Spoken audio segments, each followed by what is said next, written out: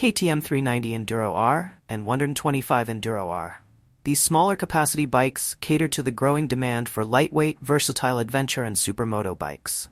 Designed to balance off-road performance with urban usability, these models are ideal for both beginners and seasoned riders. Design and features.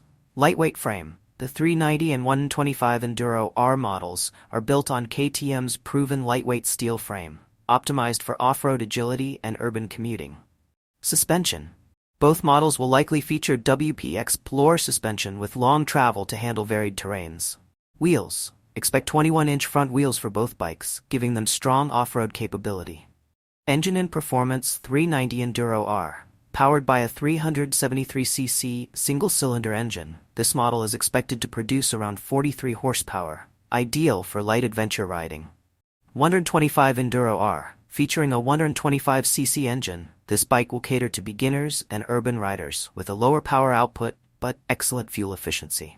Both models will include ride-by-wire technology and advanced rider aids like traction control. Price estimated. The 390 Enduro R is expected to be priced around €7,000 €8,000, while the 125 Enduro R will likely be more affordable, around €4,500 to €5,500.